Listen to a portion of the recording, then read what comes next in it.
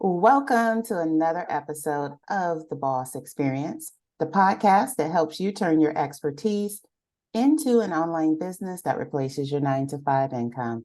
My name is Michelle Davis, and I'm your host. And I'm here today with Julia Kushner. And Julia is she's in the real estate industry on both selling, buying, investing, and also appraisals. So she happens to also be my real estate agent. So I'm very happy with my recent purchase. And that's all because of Julia. And so her region is the Hudson Valley. And yeah, she's here today as a special guest to discuss a very important topic, right? So that topic is entrepreneurship really for you? Because right now we hear all this chatter that everyone needs to have a business and people are frowning upon 9 to 5s. And so people feel a little bit of pressure, of all ages, people feel pressure to be a part of this business culture, be a part of the entrepreneurship culture. And we have our dreams, dreams of being a part of that culture, being, setting our own tone, creating our own income, and breaking those generational curses, so to speak, when it comes down to having wealth and being financially comfortable. And so I want to dive into those issues with Julia, because Julia has been an entrepreneur for quite some time, and she has been around. She'll share her background with you, but the one thing that we have to think when we think about entrepreneurship is that it's not easy. And we hop into it and we think it's going to be easy. And so many people hop into it and think it's going to be easy, but it's not. There's a lot that goes into being an entrepreneur. And I think Julia is the perfect person to share, her journey, and to share, that entrepreneurship isn't easy, and to really talk about what it means to have a dream of being an entrepreneur, because really what it is you have a dream of something deeper. You just have to dive into what that deeper something is. And so that's what we're going to dive into and talk about today. So, hey, Julia, how are you? Good, so good to talk to you, Michelle, and thank you everyone for listening. So I am Julia Kushner. I am a realtor in New York and New Jersey. I'm a real estate broker in New York and agent in New Jersey. I also work for an appraisal company. We're doing real estate valuation in the tri-state area, mostly New York and New Jersey. And I sort of was forced, I guess, into entrepreneurship, going there full time with the birth of my daughter. Although I'll tell you, my entrepreneurship, I guess, spirit comes from my mom, because when I was 15 years old, we lived in Russia, and things were not stable there economically back at that time, like 94, 95. My dad was a military man, and he was supposed to have very stable compensation package, but his salary was delayed for like some time, 9 months or even longer.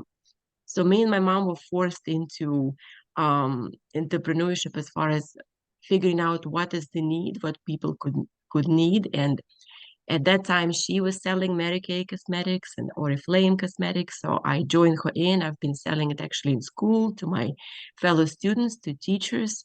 Back then, I attended School of Economics and English. And at some point, actually, my teacher, our head teacher, so he saw a magazine going around during the class. And then he said, "Whose magazine is that?" And then I stood up and he told me, "Well, all you can do is just put your all these ideas, like just looking at magazines, and you're not listening." And I was like, "Oh no, I am listening. So this is the catalog to purchase that can make profit, and I have my business plan." And I think he was shocked at the time. He's like, "Oh, okay." So I didn't know. And then it was sort of confusing and interesting experience for both of us because he thought it was just like, magazine about nothing, maybe boys or whatnot, or just like some models or some advice how to make your skin look better, which it was, but it was also a business, like a beginning of it.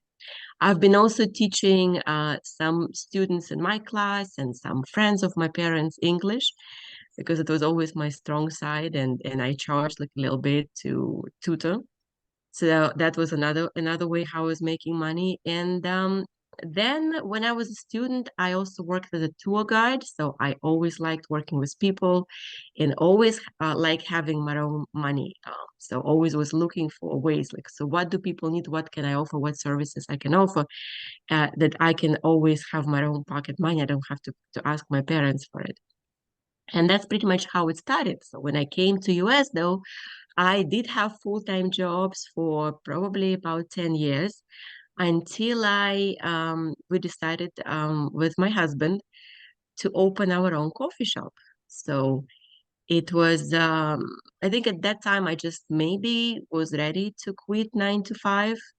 So I had my house that I purchased. Actually, I purchased two houses at the time. It was multifamily.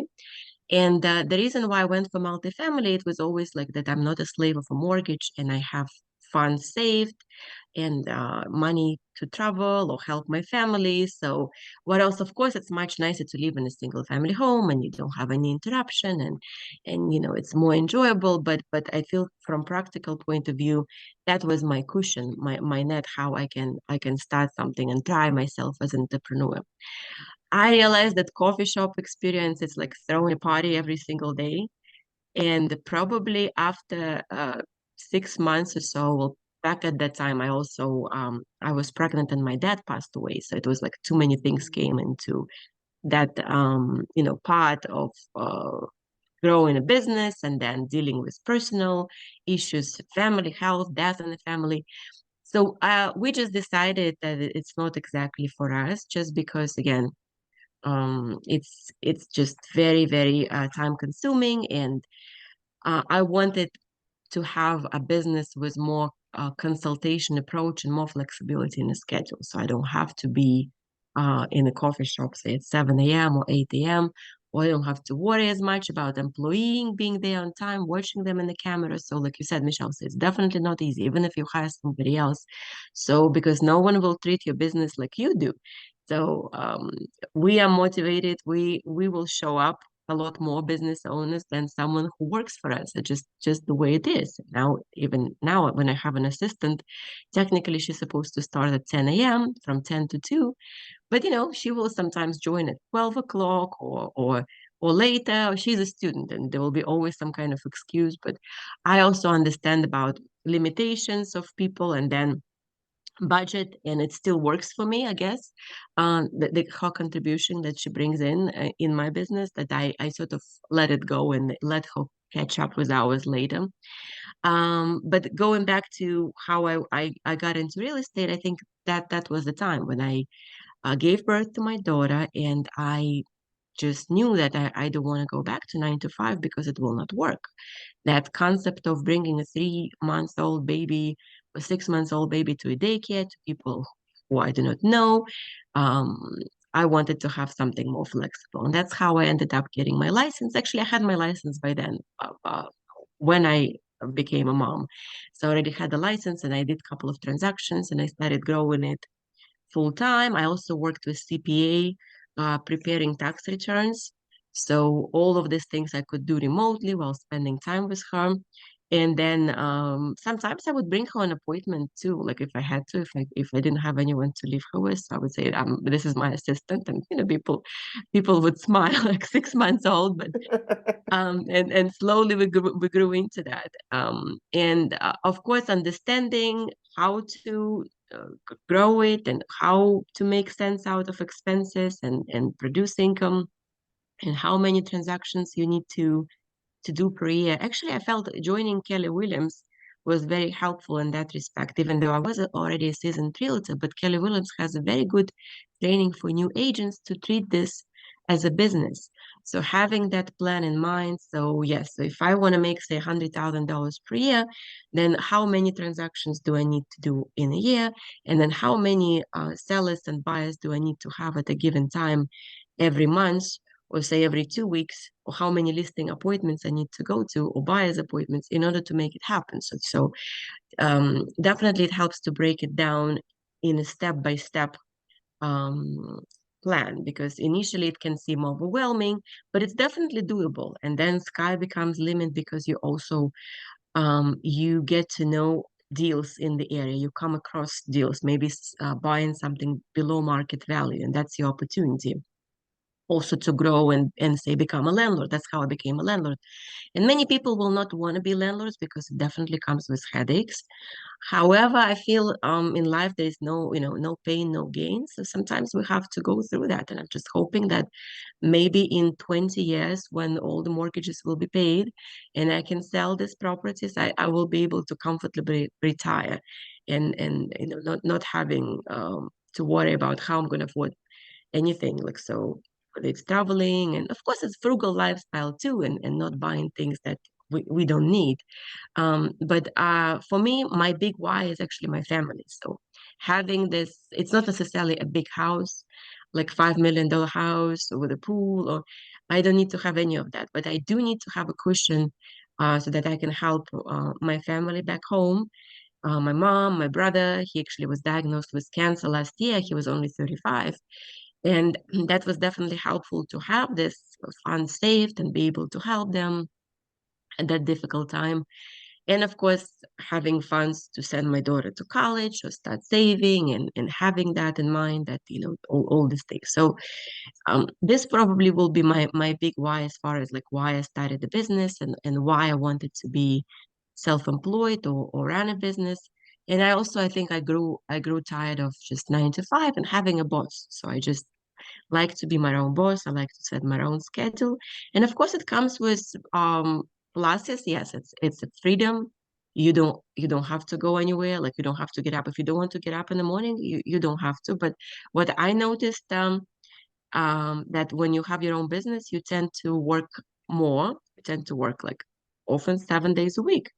Again, you don't have to, you can regulate, but you can also adjust the hours. For instance, it doesn't have to be 9 to 5. Maybe you have other things to do. So if I took my daughter to a lake, or decided to spend time with friends, or take time off like I did in last month in August, you still have to make up for this time and work. So maybe it will be 5 to 9 that you will work, or maybe you will work from 6 a.m. to 9 a.m., whatever it is. But flexibility is probably something I value the most in that way. And once you set your goals as far as financial plans, okay, so this is how much I need to make, and you just keep pushing, it just comes automatically. And I feel like in my case, I just love what I do. I love helping people finding their homes or investments, and I like to learn more, because there are always so many things, even though I've been doing it, of course, for like 14 years plus, but there's always new things to learn. Now everyone is talking about artificial intelligence and how it can help our business. So, and of course, the regulations might change, and laws, and when it comes to environmental laws, or fair housing, and in real estate, and many other things. So it's important to stay updated, and definitely not have this attitude like I know it all, because there always, every single day, there's so many things you can learn. And I feel with the right attitude and a plan in mind, it definitely is a possibility. But I feel having a passion for what you do is probably number one requirement when you want to be self-employed and open your own business. Because if you don't like what you do, you're just not going to come along. So it will always feel like a lot of work. So Absolutely, I I think agree. probably, Yeah. yeah, in There's a a nutshell. Yeah, there's a few things I want to highlight that you said. So you started off as like a classically side hustles. So I think that's how a lot of people start. But the thing that I want to make note of is your why wasn't to make money. Yeah, we want to make money. And yes, money is, we're going to support ourselves. but that wasn't your driving force. And, we're a lot alike in that sense because, my driving force for getting into entrepreneurship was, being there for my daughter, having flexibility, not slaving away 50 hours a week for someone else. And, so when we talk about the entrepreneurial dream, if we spend any time online, we could easily be misled thinking that all there is to that is a Lamborghini and all of that. And I love that you said that that wasn't it for you. And it wasn't it for me either. I didn't get into entrepreneurship because my first thought was money. Like you said, I wanted flexibility. I wanted to do things on my own terms and not miss out on her life. Life is short. So I love that, how you started off at 15, and Mary Kay, and, you moved on into owning your own coffee shop and really defining what it is that you wanted to do. And so what do you think were the key factors or the key things that you had to do to make sure you were going to be successful when we talk about, this dream? Did you wake up one morning and say, I want to be an entrepreneur? Or did you wake up one morning and say, you know what, I miss my daughter's XYZ. I need to figure something else out. Yeah, I think I just, as I was opening that coffee shop, I just knew that I wanted to try something different because, yes, life is too short, and in a way, timing when you're young, you still have energy to do things. You have a drive. I feel having a drive is um, probably very, very important in my opinion, because that force that will keep you up at night in a way, like, okay, so what do I want to do? What's the next step? So once I'm up in the morning, what's the plan? Or having that plan prepared for every day. It's that drive probably.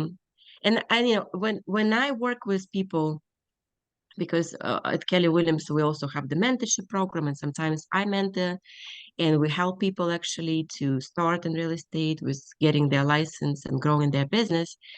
What I've noticed is that some people just have the drive and some don't. And this is something it's hard to teach. And it goes back to why. So if someone's why is strong enough, they will have that drive and they will listen, they will absorb all this training, they will implement it in real life, and they will grow. Somebody will grow a little slower, someone a little faster, but someone who just may be coming from a 9 to 5 environment and expects the paycheck every Friday and it's not happening, they may get frustrated. And I guess it goes back to again what we just discussed. It's the why. It's when it's about money, it seems not to work in my opinion. So um because it's not something I mean, yeah, when you have a little more, a little less, but you're still okay. But if your why is to be with the family or have flexible schedule, or maybe put your kids through college and making sure that you have enough, or having maybe that lifestyle. For someone it's the lifestyle, and someone wants to have that Lamborghini, and that's okay, but they just have to want it like bad enough to come up with that plan and have that drive, internal drive, like willingness to work, make these phone calls, go on appointments without any expectation. Because when we meet with clients, often we can't really expect any payment at that time. And there's an expectation that at some point it will lead to fruitful closing and transaction, but often it doesn't, it may not. And we should be okay with that. And having that reasoning behind it, that it's not only about the money. So it definitely helps to succeed and move forward and not lose that drive, no matter how hard it can get on a way. Yeah, there's two things that you mentioned. You mentioned, people understanding the math part of entrepreneurship. They don't set goals. And if you don't have a goal, you don't know what your target is. You don't know what you're working toward. And so, of course, disappointment sets in because you never established a goal. So you don't know what it's going to take for you to reach that goal. So you mentioned that you know exactly what activities you need to do that month to actually reach that goal. And, that is super important when we think about, what is our budget? what do we need to live and what do we need to even go beyond that? And we need to really, really do the math. And that's one of the things I work with my clients on, really understanding what does it take for them to actually quit their 9 to 5. Because if you're just, we don't want to just meet the 9 to 5. We want to look at, what are your bills like? What is your dream life? People don't even know what they're working toward. And so it's super important to really have those numbers actually figured out when we're thinking about, what we need to actually leave a 9 to 5 or actually have the freedom.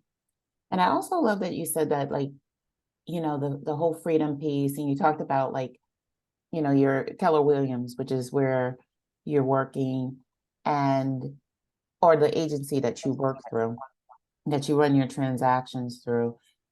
I love that, they have a training component, because people come in and they don't have that drive, and or maybe they need to tap into that drive. Maybe they know what they want to do, but they don't have the plan. They don't have the plan to get there. So that's super important.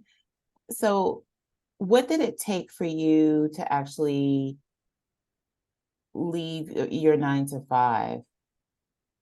When you were working the 9 to 5, and what industry was that in?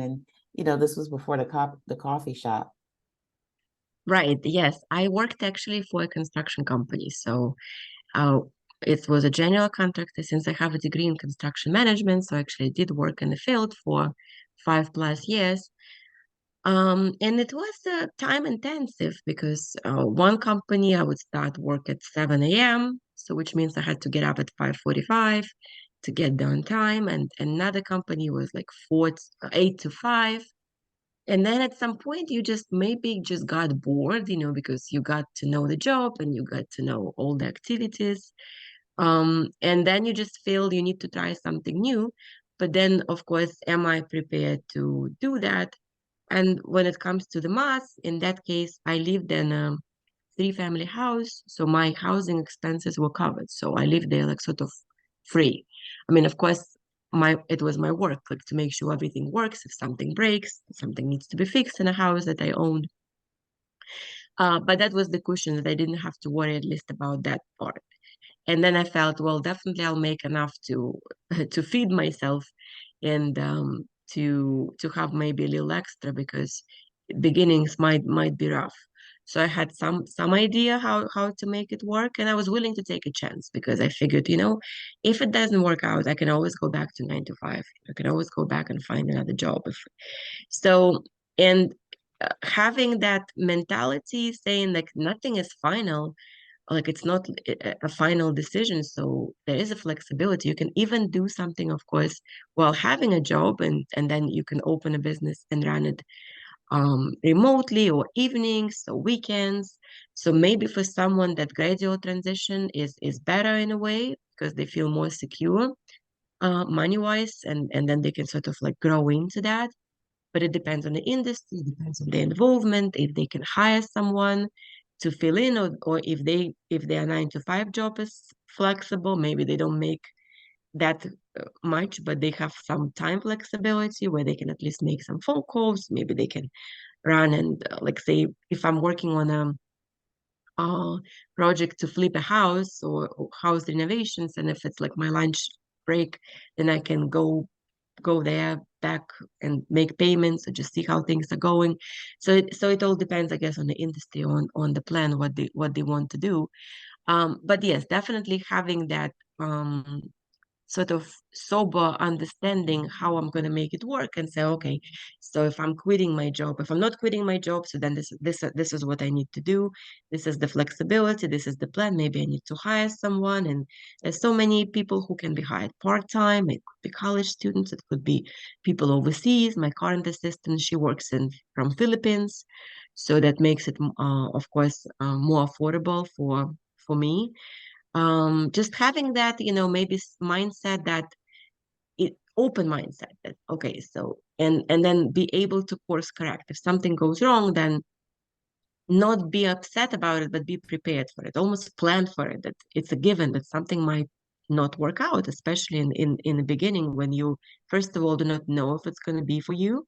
stay full-time. And second of all, you are sort of building this and you do not know the process yet. You're learning it. So just having that positive mindset and thinking, you know what, things will be okay. It will all work out at the end. I'm gonna do my best, say set up a time, maybe 6 months, maybe 1 year, whatever it is, maybe longer. I'm gonna put all my efforts to make it work. And then if it works out, great. If it doesn't, then 9 to 5 is always there. So there are options that you can go back to. Right. And whether it's you, me, and so many other entrepreneurs that have found success in their industries, we all had a dream, right? And we didn't lose sight of that dream. Now, it may have taken us many paths to get to that dream, because let's look at your path. You had the dream of having, freedom, flexibility, yes, earning money, but it wasn't your primary goal. Your primary goal was to spend more time with your daughter. And it didn't start off that way. Your primary goal in the beginning was to support your mom and help support your family. And but you still had that dream. So for anyone that's listening, I think definitely, you have to look at, what is your dream ultimately? What is it that you ultimately want in your life? And entrepreneurship is there, but you have to think, there's many paths to get you to that dream, but you have to find the right paths, right path for you. And you mentioned, what are you passionate about? What is it that really drives you? What interests you? Because if you didn't enjoy real estate, could you really pull it off? It could have been very frustrating because sometimes people are late, they may not show up, Mhm. even if you reconfirm and say half an hour before they're telling you that they're coming and then they're not coming. So I'm not saying that it happens every single time. No, it's rather an exception, but you have to plan for it. It's almost a given. And yeah, just having that why and that mindset that even if things go wrong, it's still okay, it's still worth it. What is the price of freedom? So for me, freedom is probably the most priceless thing that I value the most.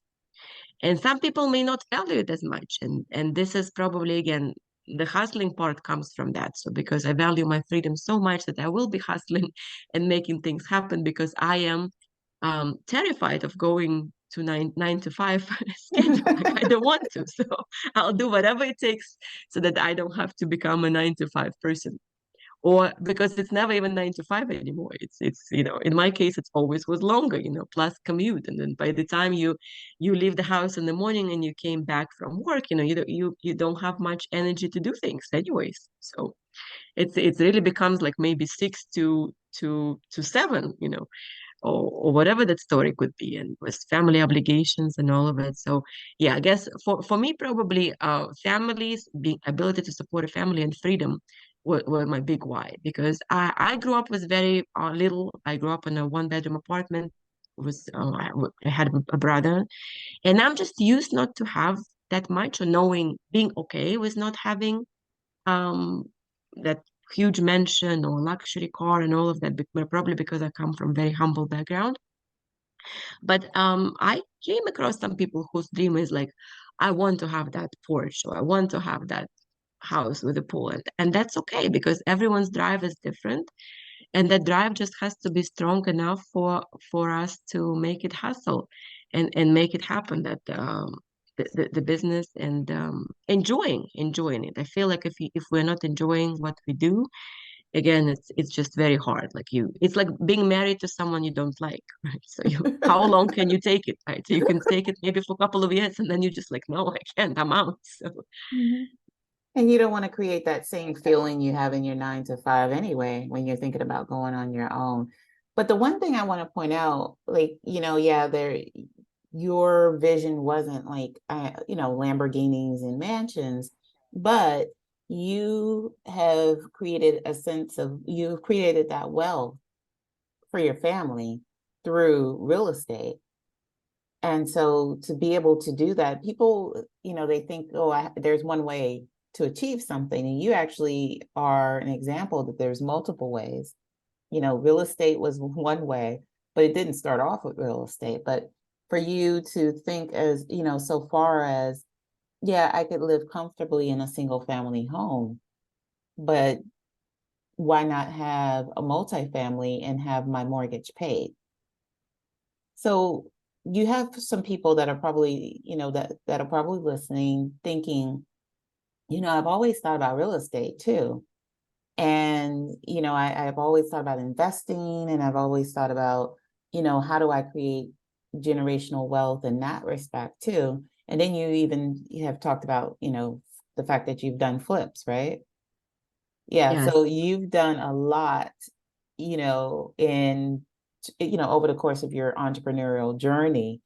But I want to spend some time talking about real estate for anyone who, has that dream of being a real estate investor or just learning the basics of real estate. What would what nuggets can you share with them about how to get started, the mindset that they have to come into it with, and how to make it work for them so that they can flip a property or they can, you know, get a multifamily? Right. Yes. So these are actually exactly two most common ways. So with flipping, flipping is definitely riskier because you expect profit in the short term, and sometimes it may not happen because things can be outside of your control, even if you pick the right property and you got the renovation budget with your contractor, but maybe something was discovered along the way that had to be fixed and you were not aware of. Especially if you buy in foreclosure, you cannot fully test it, the heating system or plumbing, or things do come up last minute. And then even if you didn't plan on that expense, you have to do it. Once I worked with an investor and we almost sold the property. And the day of the closing, it was a heavy rain. And as they walked in, the buyer came in, the water was pouring into this one bedroom unit. And you would think like how things can go wrong with a one bedroom condo. Like there was just nothing even to do, like patch up, paint it, I think they did the cabinets, light fixtures. And then it was just like we thought it was a flood coming from upstairs, but no, it was actually such a heavy rain that it was soaking through the building, the brick. I guess it was pointing the brick eventually that needed to be done. And then the buyer, of course, freaked out and shortly after, there was a huge assessment of $30,000. That was actually the profit that this investor was planning for. So it ended up eating his profit. But at the end of the day, this is an example of a flip going wrong and we have to be prepared for that. So if it doesn't happen, then what do? You dust off and you start over again because not every flip will be successful. Some will be more successful, some will be less, and having that expectations that you'll do the best you can, but if things come up outside of your control and you may not make money or you may even lose a little money, um of course planning on it and do your research, your due diligence ahead of time. But again, even if you've done it all and things came up last minute that were completely outside of your control, mentally it's important to just say, okay, you know what, next time I'm going to do better, and I will learn from that. And another way is, of course, multifamily, purchasing a multifamily, which is a long term, which worked out well for me because you purchase something and you don't have expectation of immediate profit in the next 3 to 6 months. You understand that you're going to hold on it for a couple of years, and eventually the mortgage will be paid off. Rents are going high, as you know, in a tri-state area here.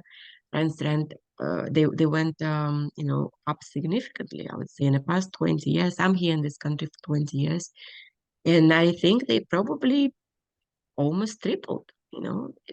It's Yeah. crazy. It's crazy. Many people cannot afford it. Many people get frustrated, but it's supply demand. And one thing about living in our area here, metropolitan area, the demand for real estate is very high. So in a way, it's sort of hard to go wrong. Like even when I was purchasing the properties in the areas which many people would just say, oh my God, it's like too risky.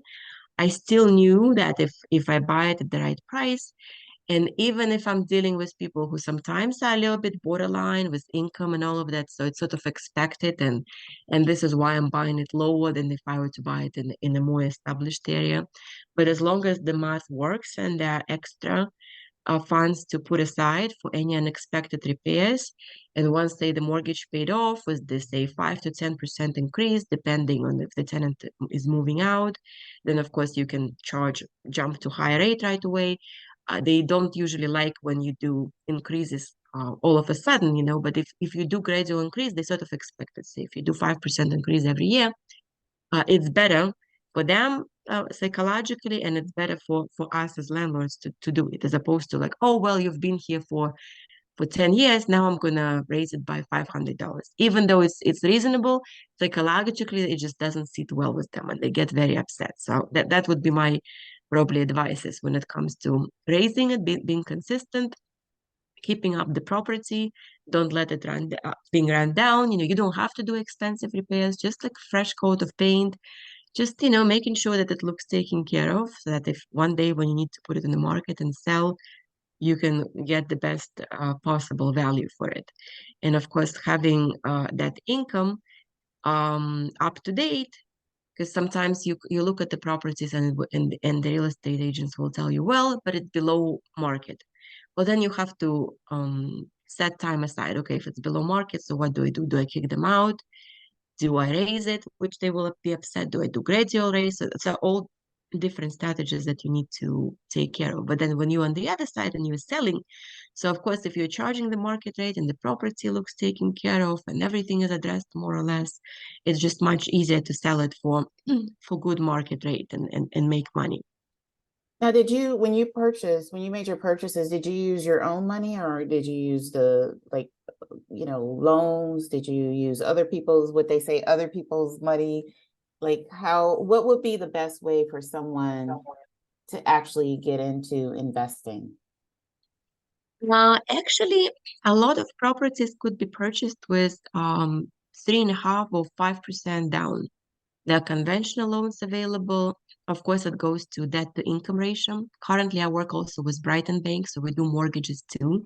So I help investors or first-time home buyers with mortgages. We just joined that program 2 months ago, and it works perfect because I have an ability to explain to them this is what they need to have, but of course they need to have certain income. So if someone is coming with low income, 3.5% down payment may not do it for them, just because that to income ratio usually probably the highest I've seen is 57%. The bank will let you go, but this would be more like mortgage brokers or smaller banks.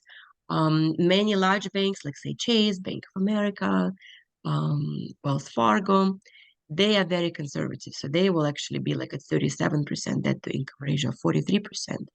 And it may not happen. And it just because someone said no to you, like maybe Wells Fargo is denying you, there will be other banks who will approve it. So it's just a matter of having that network and having that open mindset that it doesn't have to be just one lender. It happened to me personally. So once one bank will deny it, they have like just more conservative guidelines, even though I have A+ credit and everything, but so many things go into that. Or they just have to put more money down if the income is not there to justify it. By the way, when you purchase multifamily property, the income that's coming in from that property is that income. So there are lenders who will let you use it solely based on that investment income coming from the property as opposed to your personal income. And that probably should be your goal because you are doing it as an investment. It's not your own or property for you to live in. So there are definitely programs like that too. So of course, financing is expensive, but you have to start somewhere. So when I purchased my own property, first one, I put 3.5% down actually. I built in the closing costs into the price of a house. So it's called seller's concession, and they allowed me to do it. And I was lucky because my 9 to 5 boss, or maybe because it wasn't exactly 9 to 5, it was longer, but he was nice enough to lend me the money for this 3.5% for like a couple of months. So I think it was 6 months, and that was our agreement that I have to pay back in 6 months. So pretty much you can say that I bought it with $0 when I bought my own. my first one. And then you, of course, you save up and then you move to the next one and the next one. But of course, many people would tell me like, oh, you're crazy, you took all these risks. But as we say in my country, those who don't risk do not drink champagne. And that's part of I the like that. I like that.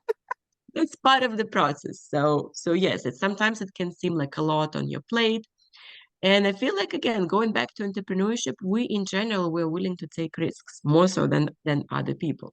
You have to be. And sometimes we lose and we have to be okay with that. Well, like, it happened to me too. Like I've made bad decision. It was a bad call. And you just learn from it and you say, next time I'm gonna do better. And it's part of the process. Making mistakes is part of the process because no one is perfect. People fell, they got up and they kept going. It just because something didn't work out, it doesn't mean that you have to stop. It actually means that you learned and something and you have to keep going, in my opinion. Absolutely. Now, Julia, I know people are wondering, like, if they're thinking about getting into real estate, they don't have to, they don't have to live in New York to reach out to you, right? If they want to be Yeah, your real no, they estate agent, if they are interested in investing, you can actually connect them to a global network. They just got to reach out to you and then you can connect them, right? Yes, absolutely. That's part of the benefit of being with Keller Williams because we do have it's so-called KWLS. It's a network of properties that I have access to, and of course, I have also agents in my network that in different areas, trusted partners who can help home sellers or home buyers and this or investors, and they can give them local valuable insight. For me, I think even though of course real estate is local, but it's also global. Wherever I go, I always make a point to stop in the real estate office whenever I'm traveling, whether it's Florida, Fort Lauderdale, or Tampa, whether it's Las Vegas, Nevada, or I've just been to Mallorca, Spain, so I stop by in a local real estate office there. I had a chance to practice my Spanish, which I understood I still have a long way to go, but we understood each other. It's actually going very well, and people are investing there. Interesting part that the interest rate here is 7%. In Europe right now, it's 3.3, 3 point maybe 4 or 5, like half of what we have, more or less. But again, there are so many countries where interest rates is much, much higher, as far as even like 100%, 122, I think, was in Zimbabwe. That I Googled, I was just interested Oh in my it. God. Yeah, which is crazy, but again, it's definitely requires more creativity, but it makes you realize that we have nothing to complain. And yes, some people may not be able to afford tri-state area or metropolitan area, I should say, because New York State is huge. And if we go to Buffalo, the prices there will be a lot more affordable. But it can be also New Jersey. A good friend of mine, she started in Atlantic City. She did very well. She bought two apartments, one for her to live in, then another one that she does Airbnb. That's yet another stream of income, vacation properties, and maybe something that people will be interested in buying something on the beach or just maybe a couple of blocks away from the beach that they could use themselves. Of course, it's a headache. Sometimes we laugh about reviews, like someone will leave me a review and to her review, and we're like, we need to have a wine Zoom session, and we're like, can you believe it? What they wrote? These people are just so ungrateful, and then we just laugh and we just drink our wine and we'll move forward because we know that you can't please all people. And if someone is not happy, we always tell them, look, so you're renting this at 100, maybe $150 a night, but there's Caesars or other hotels here that charge $400 a night, and you will be happier there. So it's all up to, we have to bring this perspective to other people, and staying away from negativity. I feel like in the beginning when you start a business, a lot of our friends and relatives they can be skeptical and they may have your best interest in mind, some of them, and they just want to protect you. Some of them might be jealous that you actually dared to leave your job and start a new business. And some wish you a lot of success, some wish you failure, but none of it matters. What matters is like your big why, your drive, and ability to keep going no matter what negative people may tell you or those who will criticize you. Usually people who criticize those who never accomplished anything themselves, those who Mhm. never had a business. Um, People who write the most negative reviews online, they never had their own coffee shop or restaurant or anything, and maybe they are frustrated with their marriage or job or midlife crisis. It can be anything. They have nothing to do with you. Just they happen to be dealing, interacting with you in your business at that time, and something triggered it, and that created that burst of negativity. We should be sort of okay with that, not like letting them. Still putting people in place if they cross the line, but also understanding that not everything that people say is true, whether it's positive or negative. Absolutely. So as we close, I want people to know that you can have the dream and there's more than one way to get there. So that way could be real estate. That way can be, it could be, having a brick and mortar like a coffee shop. It could be online coaching, which is what I help people do, or I help people start coaching businesses. It could be another type of online business, but tap into what your dream really, really is.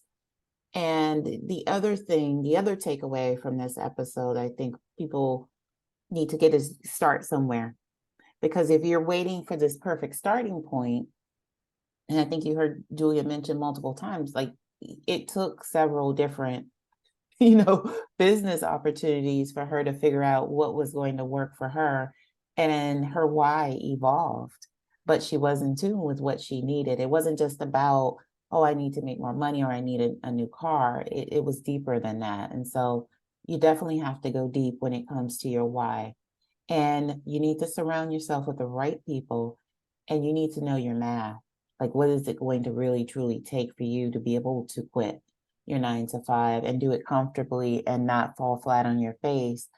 And think about your current circumstances and where you are so that you can, tap into the opportunity that's going to, be right for you.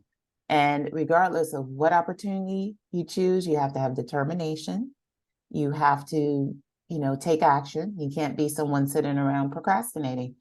If you're going to be in the world of entrepreneurship, you have to be an action taker. Otherwise you'll just be sitting in the same place year after year, talking about what you're going to do instead of doing what you want to do. And so, with that being said, I want you to share with people how they can reach out to you, both on social media, the Keller Williams office, maybe. You don't need to share your phone number publicly, but how can they reach out to you if they want to learn more about investing? Maybe they're thinking about, maybe, should I invest in New York? Or, where can you help me invest? Where can they reach out to you? Right. Actually, with realtors, we're people who are the easiest to find. Just when you Google someone, so everything comes up. But yes, I am on LinkedIn under Julia Kushner. You'll see my picture on the profile. I'm on Facebook, Julia Kushner Realtor. I'm also on Instagram, although my Instagram is more like, I guess, personal. So probably LinkedIn and Facebook would be best. My email address is J for Julia, S for Sam, and then my last name, KUSHNIR@gmail. JSKushner@gmail.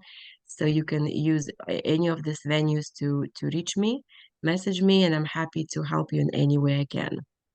Awesome, awesome. So I just want to thank you, Julia, for spending, this time with my audience and sharing, some very valuable insight about entrepreneurship, about building wealth, through real estate and tons of other nuggets that you shared here today. I really Thank appreciate you, and thank you for joining me on the Boss Experience podcast. Kate, let's tell me one final thing. Just one thing you want people to take away from today's episode as we close. Right, yes. So I feel we've been talking about being prepared and knowing math and numbers.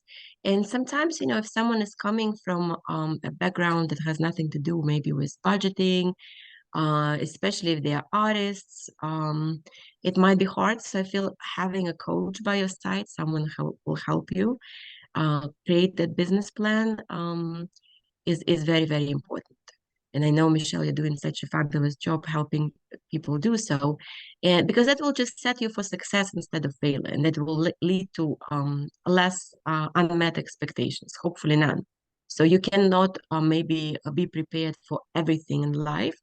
But if you, for the most part, are realistic with your goals, with your plan, with your finances and budgeting, you are a lot less likely to quit your business um, and go 9 to 5 if you're prepared. So I feel it's very, very important. And of course, real estate is its own area. So where we provide also coaching and mentorship, if someone wants to start there, I can help because Michelle has broader expertise in many other businesses, so mine is more local.